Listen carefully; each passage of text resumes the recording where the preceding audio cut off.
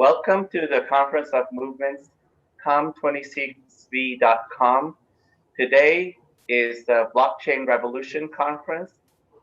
We are here to talk about how can we create mass adoption for cryptocurrencies. Today, we have a special guest with us who's a keynote speaker, Payu Harris from Mazacoin.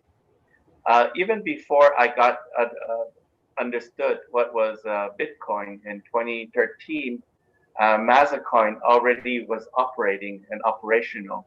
So they have a cryptocurrency for the Lakota, the Great Sioux Nation, basically, and the Ogala Nation. And they are one of the pioneers in the cryptocurrency space. And Payu Harris is the founder of that. And Payu, are you still with us? I sure am. Would you like to explain your journey of the Mazacoin, why you created it, and about a little bit about your background and why it's important for Indigenous community sovereignty? Okay. Well, that's actually pretty simple. Um,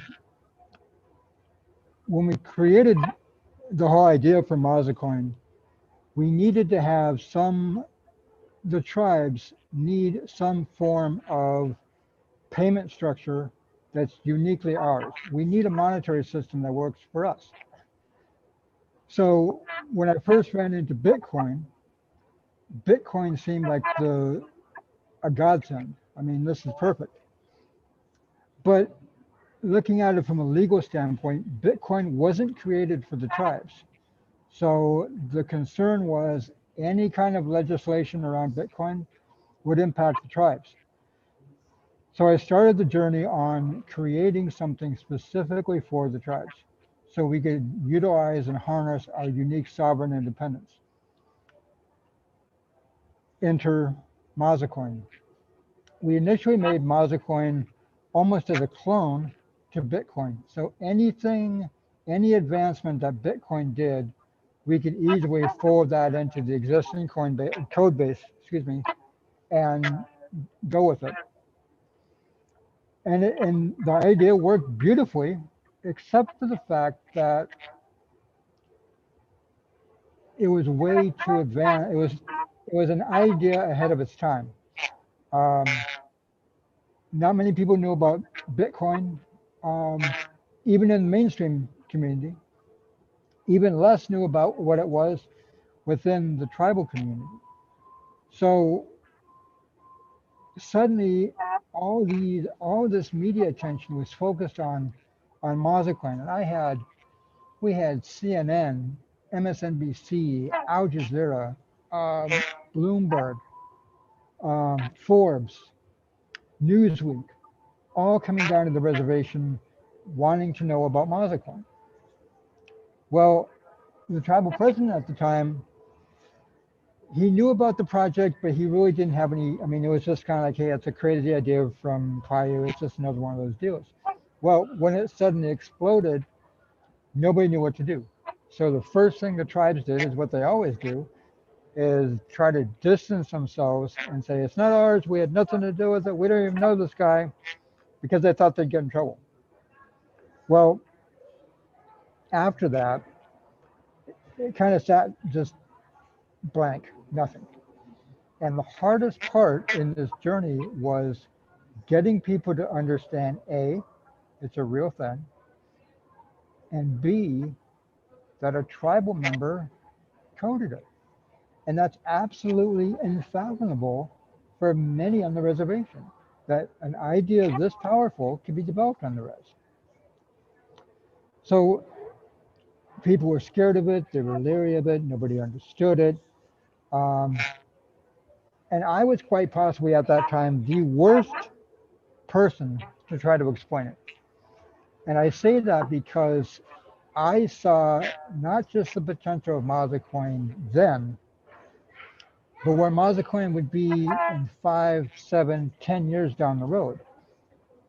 So when I would explain it, it wasn't just a monetary system. It wasn't just digital currency. It was a data storage system. It was a secure voting system.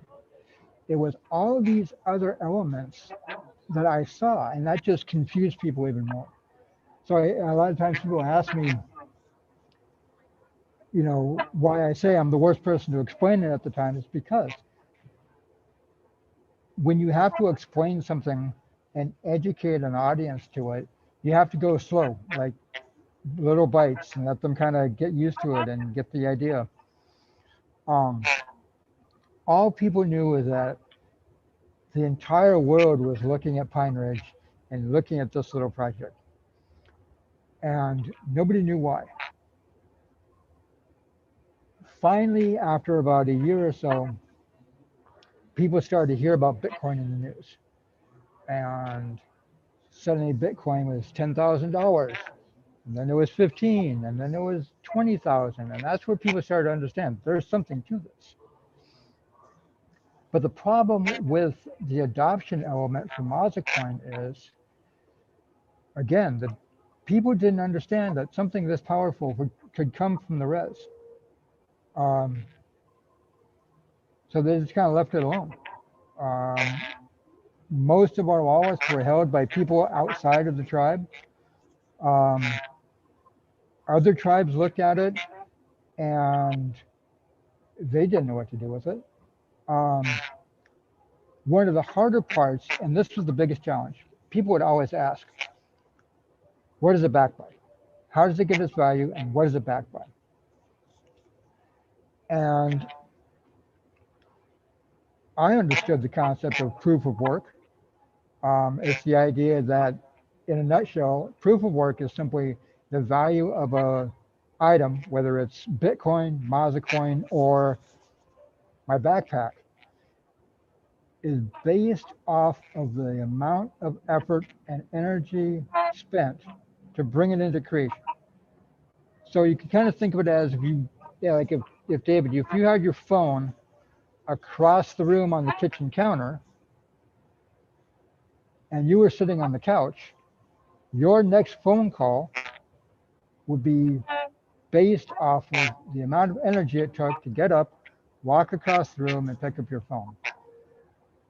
If you're in the crypto space, it's really easy to kind of grok that idea.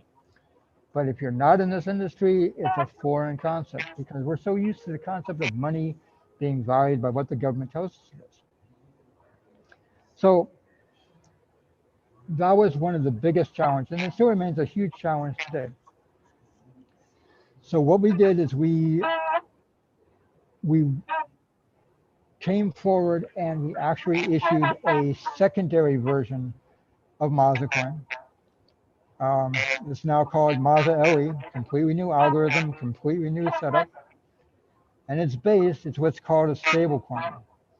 It's based 1-to-1 with the US dollar. And what that means is, say somebody were to say, hey, we want to purchase $100 worth of Maza LE. Well, at a 1-to-1 ratio, that $100 goes into an account and it sits there. It doesn't go anywhere, it just sits there. So this way, anyone that decides, oh, I'm going on a trip, I'm going somewhere, I need to pay a bill, I need to revert this back to dollars so I can pay a bill.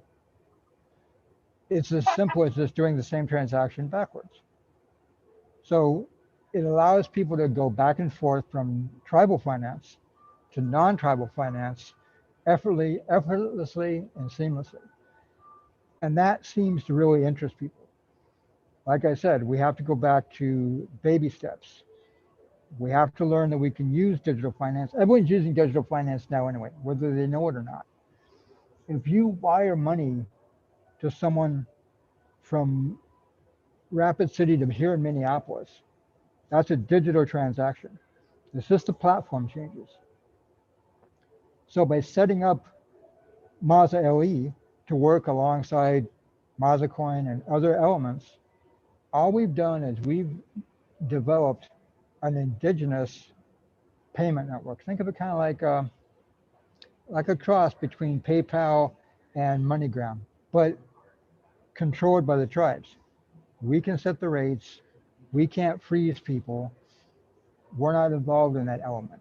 It's time for the tribes to develop our own monetary policy, and I've said that for years. Um, One of the biggest weapons the federal government has against tribes is their ability to suspend transactions and suspend financing. I've watched tribes get almost decimated when state and federal authorities come in and say, "Well, we're suspending your accounts," and it's usually over a casino deal that they want or some human rights abuse. As soon as the tribe's bank account is threatened, it changes the whole dynamic. Well, it doesn't happen anymore. You can't freeze a Maza LE account. Um, it's not in anyone's control other than the tribe. So for the first time in history since the reservation era, we've had full and total sovereign control of our own monetary interests. And that's a big step. You have corruption elements, you have policy making decisions that have to be addressed. This opens the door to domestic and international trade. All of these things are policy decisions that we have to come together and figure out. What that looks like is going to depend on the tribe. Um, the Lakota are looking at this potentially to use for cannabis operations, to act as a built-in auditing system and age restriction mechanism. So like if you were to buy a cannabis related product at a tribal dispensary, you would use a Maza LE account that's already known to the tribe. They know who you are. This is your account. Um, so that it's not just any random person coming in. So there's built-in ID verification and age restrictions right there. Um, Finance on the blockchain has the built-in security of a full comprehensive auditing system. You can track any transaction on the blockchain. So whether it's a tribal tax office, a business can easily, instead of having to spend all this time to work out a complicated tax project or a tax calculation, they could simply forward their Maza LE addresses, and it would show exactly right there. This is what they took in sales. This is what the estimated tax would be. They knew immediately, day by day by day, what their tax liability is. They could pay it on the spot. You could theoretically pay your taxes with every transaction through a smart contract where the taxes go directly to the tribe's account. The rest of the purchase goes to your own account. So like I said, we're opening brand new doors with this technology that have never been, we've never had this kind of freedom before. Um, it's going to take a while before people really understand the true power of this. It's going to take a lot of conferences, just like we're doing now, which I think is awesome. It's going to take communities putting down their old assumptions about what money is and who decides what money is, and coming together as community and determining as a community what does value mean in today's world. You know, what's valuable today is different than what was valuable to our people 100 years ago. The same foundation is there, but it just looks a little bit different. 100 years ago, one of the most valuable items a family could have is a horse and a lodge. But fast forward to today, if you live in Lame Deer, Montana, and say you're out like in one of the districts, and you have to go to Billings, a horse is great for riding around locally, but it's not going to get you to Billings in 2 hours. So it's not as valuable as a vehicle will be. So as our needs advance, we need to ensure that our fiscal intelligence advances and that we are developing policy and habits, responsible habits around that. Um, I fully believe that blockchain finance has the ability to bring the tribes out of poverty. 100,000%. I know it will. But it doesn't do anything if we don't have the will to say, we want to learn this new system. We want to develop systems with this that will work for our people. I could give you all the tools and the materials for a multi-million-dollar housing project. But if people aren't willing to put the effort in to build it and bring it into being, it's all a pile of tools and materials. And it doesn't have the same value that it has once it's put into place where it's going to do the most good for the most amount of people.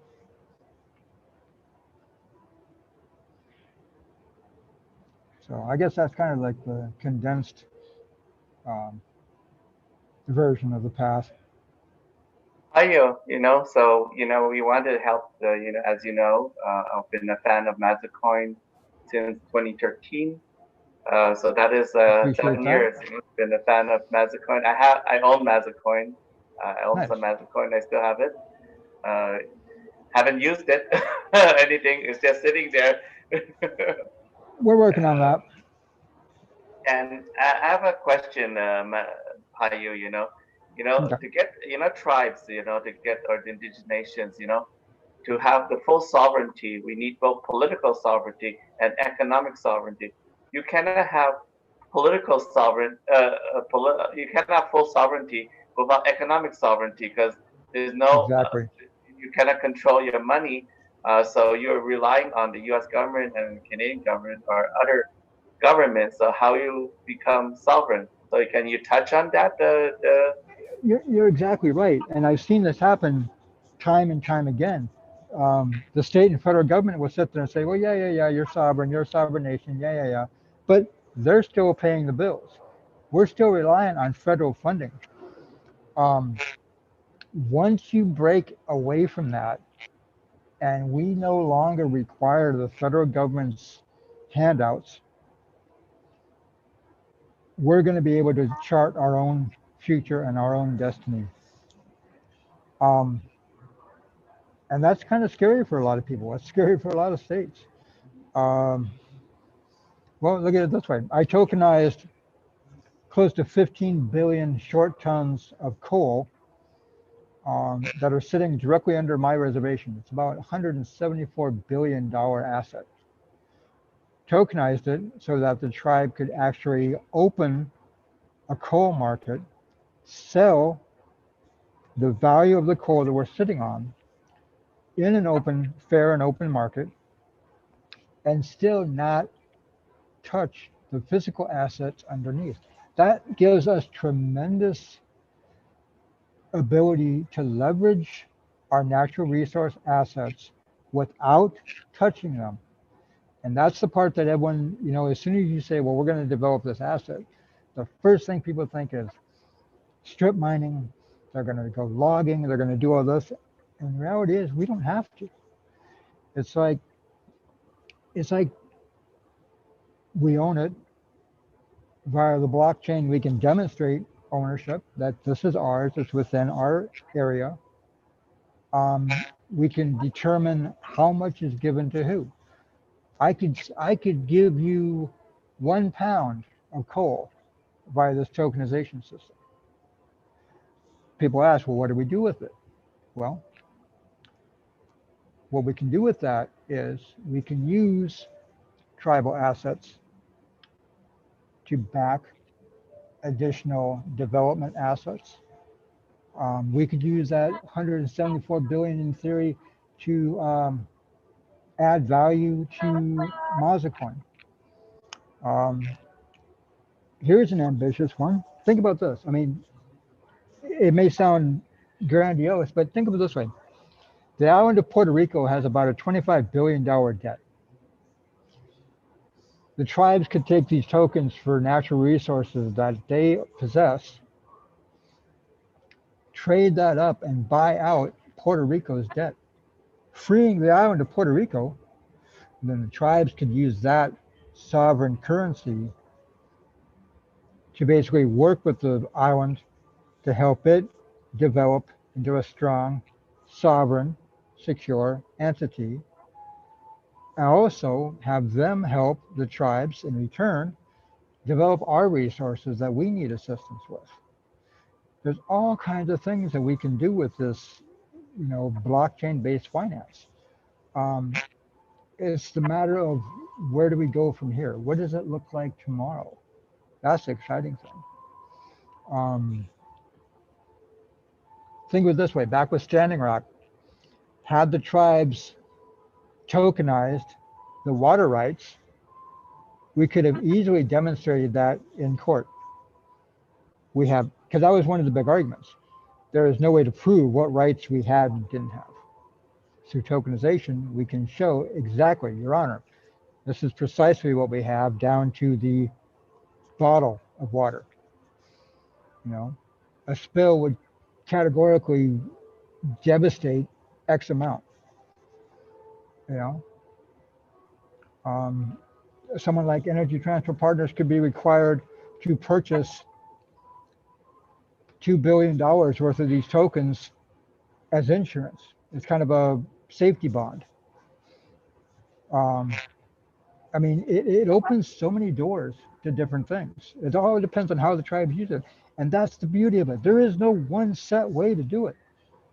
It gives the tribes the freedom to develop their own sovereign monetary policy away from the federal government. So for the first time in hundreds of years, we have absolute sovereign jurisdiction over our monetary policy. And it's going to change from tribe to tribe. You know, the Cheyennes' monetary policy might be different than the Seminole, might be different than the Oglala's. But again, there again, we have to chart our own future. We can no longer rely on others to dictate what they think is correct for us. We have to do that. You know. Uh, Payo, just also we touch on a point for sovereignty, right? Mhm. How important it is for a tribe to have the power for the creation of money. Basically, what you're saying, Mazacoin is actually giving the tribes the power to create their own money that has value. Because Bitcoin is created, the computer system has a value, and it's like close to $20,000 for one Bitcoin now. How Mhm. important it is to have tribes around the world, the creation of their own money system, which is through the cryptocurrencies, which doesn't require the permission of a central bank to issue it. How important is that? It's an absolute game changer. Absolute game changer. Um, because we now have the ability to chart our own path without having to rely on an outside entity to tell us what to do. They can't threaten to withhold funds. They can't pull the purse strings because now we own the purse strings. They're ours. We control them. Um, and if we don't do it, we're just at the mercy of the federal government. Every time they talk about budget cuts, um, I see, tribes panic because they don't know what to do. Well, what if it wasn't budget cuts, it was budget surpluses because the tribes made enough every year to be able to provide free housing, free school, free education for every tribal member, paid for, walk in the park, done. Our own monetary system allows us to do that. Payo, aren't we remember what I was telling you why we're doing this together on a broadcast here?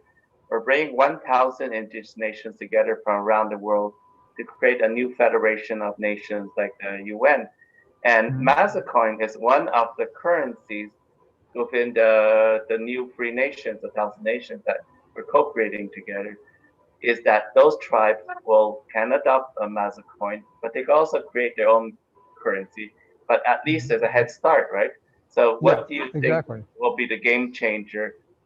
Because when the thousand nations come together from the world, 300 that represents 370 million indigenous people from around the world having their own political voice internationally, like the United Nations, but also having their own currency system, that is uh, basic using the Mazacoin, the Earth dollar, and other currencies that was accepted by the tribe for trading, all including Bitcoin, Ethereum, like that. We're not limiting it, Mhm. but it gives them a choice.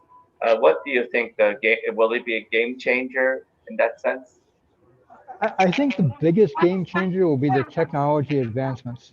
When people understand not only the economic viability and the economic sovereignty, but really start to embrace blockchain protocols and blockchain technology as a whole, I fully expect to see tribes develop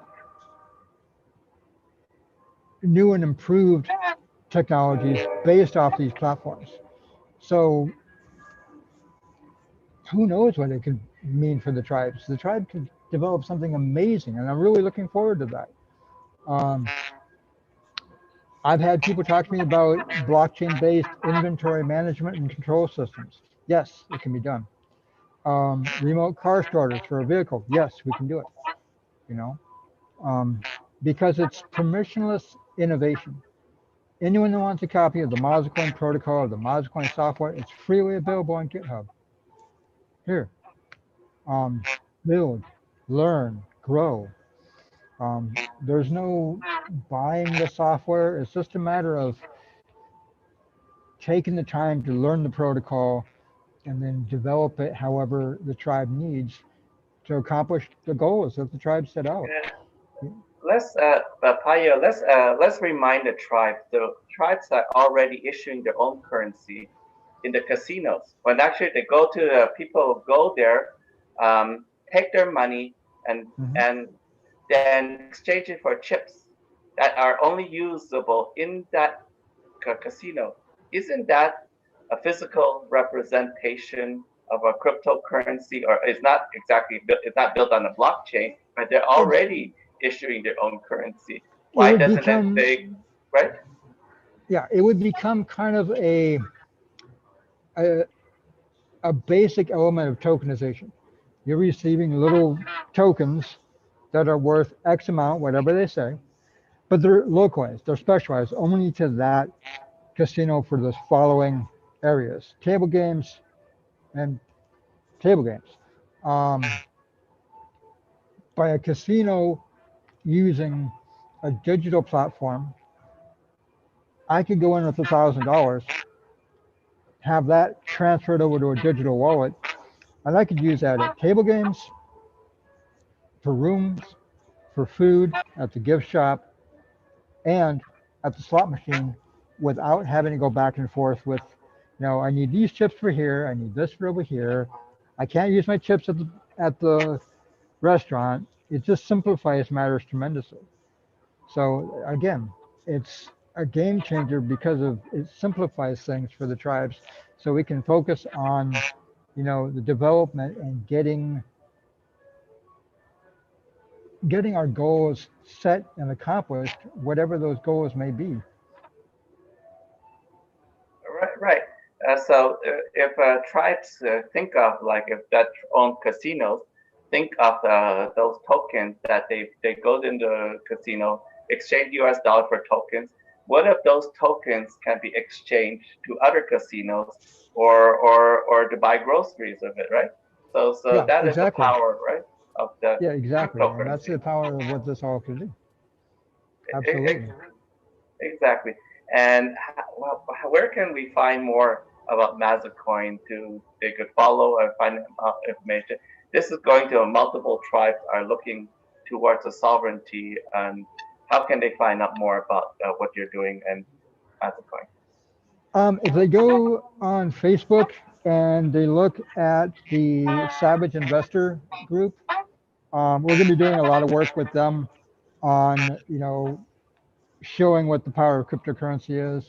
We're working on a new website that will incorporate all of the new features and everything. Um, let me see what else. What else we have going. Yeah, Hemp. that's kind of like the. You forgot the hemp project. How is your hemp, which is a really game changer since Donald Trump passed the farm bill for tribes? Can you explain why Well, is hemp important? Why is the linking to cryptocurrency important? well, there again, we're going to be using one of the tokens I created, TCTA1, as a liquidity provider for hemp-based projects. So somebody could put in, $100, and as the project grows, they would be able to receive X amount of whether it's a CBD product or like an oil or a tincture or whatever it happens to be, simply by holding on to these tokens. So it's almost like prepaying things. Once we get that all the way done and the white paper done, I'll have that available for your viewers. Um, but it's going to really change the way people look at tribal finance. I can tell you that. Um, so really excited about that project coming up. Hemp is going to be, tremendous. We've got cannabis coming up in Montana and South Dakota here in 2021. So we'll be working, with the same thing, just not only hemp but cannabis as well. Personally, I don't smoke, but I like to see the development of new industries. So I'll be actively working with that as well. We've got White Buffalo Farms, or White Buffalo Nation Farms in Nevada. We're going to be doing a lot of exciting things with them. So yeah, we've got a lot of things coming up in 2021. I really, I want to. I hope you'll, follow along with us and help join the revolution and follow us along on this journey and see where we go with this. Mazacoin is more than a coin. Mazacoin is like a movement for tribes, right? Exactly. Because it's a movement because like at Standing Rock, when people tried to fight the pipelines, the main thing was the banks were funding the pipelines. That Mhm. was what itself. But there are a lot of money from casinos. Like 70% of all casinos in the U.S. is placed into these banks that are funding the pipeline. What what do you think if with that if they were actually took that defund those banks by putting it into their own currency? How We're for banking? working on we're working on a liquidity system whereby, like a casino, rather than, like you said, just feeding a bank that's going to damage the tribe anyway, they can put it into a tribal liquidity pool and use that to build their communities. That's what's going to pay for the new housing project. That's what's going to fund economic development. That's what's going to fund their educational programs, not the bank. The bank only kicks back if they make money. We've got, a couple of systems that we're developing where the tribes can basically become their own bank and fund their own programs. We don't need to rely on a failed banking system. And 90% of the world's banks already are embracing blockchain technology anyway. They're already doing what we were doing in 2013. They're just late to the party and trying to catch up. Right, just imagine from Payu that the casinos they're raking in a lot of money. I mean, it's less right now during the coronavirus. What if that money was freed up and used to back something like Mazacoin? Like it's putting into a pool and back it. They don't even have to touch their own money to be able to spend it. It's actually they double their money if Yes, you think about it, right? Because it's exactly. held as a reserve only, right? Isn't that Yeah, correct? exactly. Well, like, you have banks. that if you put your money in a savings account in the banks talk about their interest that you're getting. You're only getting point. I think one of the banks I talked to, they were paying 0.15% a year. 0.15% a year. I've heard some banks will pay as high as 1%, and they claim that that's unheard of, that's super good. I can pay 5% annually and be perfectly fine. That's what we're building for the tribes, a banking system that works for us, that people can rely on, trust in, and make their money work for them in a manner inconsistent with the bank's fraudulent policies. I mean, the banks are failing at their basic job. It's time we start building something for us. Um, Yeah, isn't the tribe supporting the bank itself that is fighting them with the pipelines and so oh on? yeah, Isn't yeah, it ironic a little bit? and the banks design it that way. I mean, I watch banks walk around with like water is life shirts on, and I'd sit there and laugh because you guys are invested in Energy Transfer Partners. Come on, you know. I mean, I get it. You're trying to support, and you're just trying to placate a multi-million-dollar customer so we don't pour money. Um, and people need to see that. This is where, you know, mandatory financial fiscal responsibility and fiscal education has to come into play. We have to start teaching our people this is how you create a savings plan. This is why it's important. This is how you purchase a home. This is how you save for a home or a car or a trip or education opportunities. Um, I wish I knew 20 years ago what I know now. Um, you know, so The last question, Payu, how can there's a lot of indigenous people watching our broadcast, and it's going to go to the United Nations as a prepackaged to United Nations itself, and and other tribes and everything. All these videos and a blueprint for the mass adoption of cryptocurrency. What would you put in that blueprint that would help the mass adoption for indigenous people? What would you put in the blueprint we're implementing? first and foremost, an educational and awareness campaign to teach people this is what we're talking about. This is how it works. This is why it works. So people can have a choice. If people want to continue to use a bank, go ahead. Okay. But this is an opportunity for people to learn about something new that may better their life, that I at least would like them to have the opportunity to look at. And that comes with, you know, educating people on how the bank system works, raising their awareness as to there are options, and then helping them explore those options in a manner that they can be excited and feel good about, and not feel, you know, intimidated by or unsure of. I tell people all the time, um, this is what Mazacoin is. This is what it does. Um, I'm not here to sell you anything. Here's some basic information. Here's where to look for more. If you like what you see, talk to me. If not, well, you just spent 5 minutes learning about something new. Too many places try to sell things, and I just want to sell people on the idea that our lives can be a lot better. Yeah, often we hear because us in the cryptocurrency space, often when we go visit the tribes or indigenous communities, often when we first mention about cryptocurrency, Bitcoin or Ethereum or Mazacoin, uh, any cryptocurrency, automatically say it's scam. Yeah, How I can just had that conversation with someone last night. Um, yeah, yeah, we the first thing, even they don't want to listen to it. They say it's mhm. a scam. I mean, already in the brain, they're thinking away. How can we change the mentality of it when they're already basically colonized, by the mainstream media? Well, the biggest way to do that, and this is where Maza LE steps in.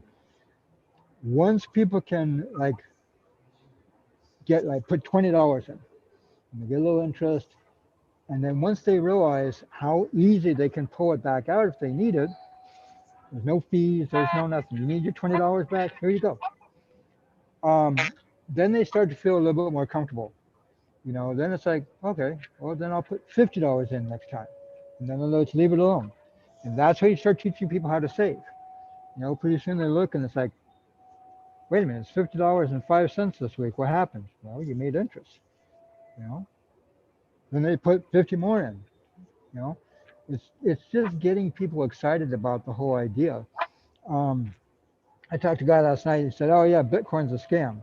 Like you, Grayscale Capital just sank $264 million into Bitcoin. J.P. Morgan Chase has bought about $2.8 billion worth of Bitcoin. You're telling me these guys are spending billions of dollars on a scam? J.P. Morgan Chase. And finally, when it came down to it, he just didn't understand it. He goes, "I just don't understand it." I'm like, "That's fine. Here's some videos to watch. Educate yourself. If you have any questions, feel free to ask. If it's not for you, it's not for you. There's no reason to feel bad. Okay? If you ever want to know about it, talk to me. I'll be more than happy to answer what I can." But sitting here saying that, oh, it's a scam after it's been proven over and over and over that it's not, it makes our people look like we don't keep up with current times. And that's why I go to bat like I do for this technology, because it's been proven that it's not a scam. It's not to say that there aren't scams out there, but once you arm yourself with the basic understanding, most of these scams are pretty easy to see. Um, and that's the big thing. Is just you know, Don't you find that compared to the mainstream communities and indigenous communities, they have more suspicion that it's a scam than in oh, the absolutely, mainstream? absolutely. Um, I had a time where we were doing these signups where you could go to Coinbase and they'd actually give you $50 worth of crypto for free. All you had to do is watch a few videos and good. I went back home and I probably told 200 people about it. One person tried it. And when they sat there, like, okay, what do I do with this? I'm like, well, you can either keep it, trade it, or you can cash it out. And they're like, I'll cash it out. So then they cash it out. And then they're sitting there amazed. They're looking at their phone. They're like, I've got like $50 in my account, but where did this come from? I'm like, it came from that crypto you just traded. And it's like, by the time everyone else started to look at it, the offer, people had already scooped up all of them. We really shoot ourselves in the foot through our suspicion. Now, it's not to say not to be suspicious about something if it sounds too good, but we need to understand that the entire world is not out to get us. Sometimes we're our own worst enemy. And part of that is just simply not taking the time to educate ourselves on opportunities that are out there. And those of us that have educated ourselves and become experts in the field, other tribal members get jealous and then they don't want to listen. They're like, oh, I don't want to hear about it. It's like, well, I want to listen to somebody who knows what they're talking about. And that's tremendously frustrating, especially as a developer, because it's like, how many, I mean, I developed the currency for the nations. What other expert do you want? Um, it's one of those things that's going to take time. It's going to take time for us to see things. And once we start to get a little bit of success and, oh, we can do this, then people will catch on and we'll really start seeing the adoption that we're looking for. We've just got to get over that fear of being scammed, and nobody likes being scammed. I don't, but we just have to work on getting through that and, getting to that next level. So, Payu, thank you for your time, this precious Awesome. time in the airport, trying to do this. Please support Mazacoin, their work, what they're doing. and find out more information. Watch videos on Mazacoin. There's a lot of videos on Mazacoin and their website and the Twitter. They're having a new website, like you said. Yeah, we got a And lot they're of things doing coming some up. of it. So, and So anyone that reaches out to me on Facebook, social media, I'm happy to take time out of my day to explain it to them, walk them through the process, answer any questions they have. That's kind of what I do. So anyone that's got questions, feel free to reach out to me, and I'll be more than happy to talk to you about what I know. thank you so much for being on our event for All right. and Thank you for happy the Native patience and American Heritage Month. awesome. Thank you for the patience with the airport deal. Glad to be here and looking forward to more sessions. Thank you. All right. Bye. All right. Doksha.